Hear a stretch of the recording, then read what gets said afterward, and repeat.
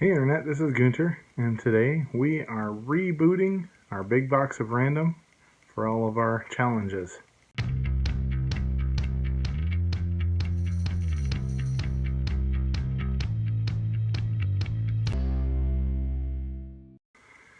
Okay, so you have to excuse the background.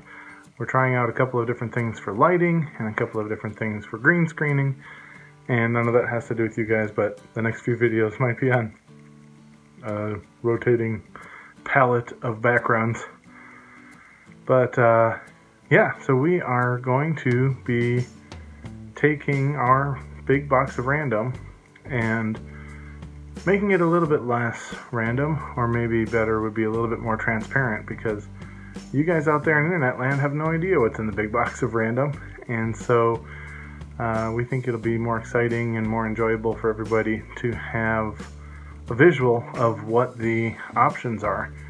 So rather than reaching our arm into a box of unknown, we figured we would take our 40 randomist miniatures out of the big box of random, which was almost all of them, which was most of them, and put them on a tray so that they can be seen, and then we'll do, instead of the D6, drawing 6, we'll have all 40 of them displayed. We'll roll a D4 for the row, and then roll a D10 for the column number, and that'll tell us which miniature won the random prize for that day.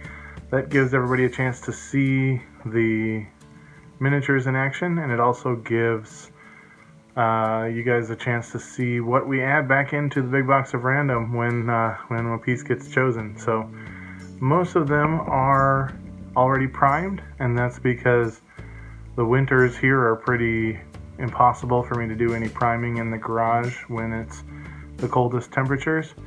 And so in the fall, when I was just getting started painting, I primed up basically every gray miniature that I had. So we have accrued a few that are unprimed, but most of them will be starting the first tray with mostly already primed black miniatures. So it's a little bit harder to see than if they were just gray, but we'll do plenty of narrating and let you know what we're finding and things.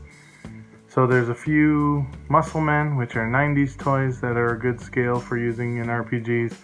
There are Whiz Kids miniatures. There are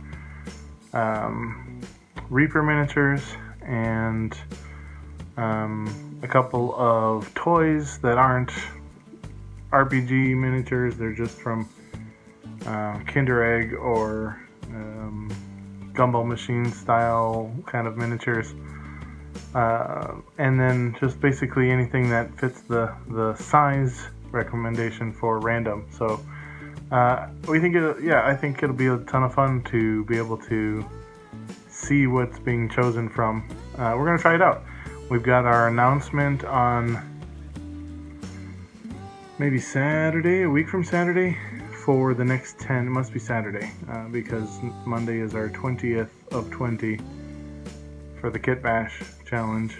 And so that means that in the next few days we'll be doing a video for the next 20 challenges, and we want to have the tray ready for that. So we're gonna take a look here at the miniatures. We used the random system to put the miniatures onto the tray. The tray, we actually borrowed our own videos idea. A couple of videos ago, we used the tray for a painting display. This time we're actually doing it as the other half of the same tray. We're going to be using as our random miniature generator. But for anybody, if you have a pile of shame of unpainted miniatures, this is a great way to have a push towards, continuing on a project or starting a new project, because it's really easy to look at that big pile of unpainted miniatures and to sort of be overwhelmed. This way, and the way that we did it for the original 40 is we sort of did a bracket of what miniatures would we like to paint the most and are the most random and meet the nature of the task. And then you can when you have a project come up, you can pull miniatures off of it and replace them with something else. In our case, we're going to be pulling off at least one or two because we have the March of Dwarves hashtag thing we're going to be doing, and a couple of the miniatures on the big box of random are dwarves. So we'll be pulling those and replacing those with a couple of others. If there are things that you would like to see on this tray moving forward, you can either send them to us directly or message us with your recommendations and preferences, and if you're a RPG person versus a tabletop wargaming person versus dollhouse miniatures, if there are things that you want to see happen on the tray, we can try and make them happen. So send us those recommendations and or miniatures. I think that's most everything for the reboot of the big box of random to the big tray of random. So now we have 40 miniatures ready to go, and we'll be rolling that D4 and that D10 to pick out miniatures for the next, at least for the next 10, for the next block of random miniatures. We'll do it that way. And if you have other systems of miniature generating or random drawing style things, the other two benefits are, at least two more benefits. Two more of the benefits are that the miniatures are displayed, so you can see them. You can replace ones that aren't inspiring you, and etc. But also, with the double-sided tape, it holds them in place.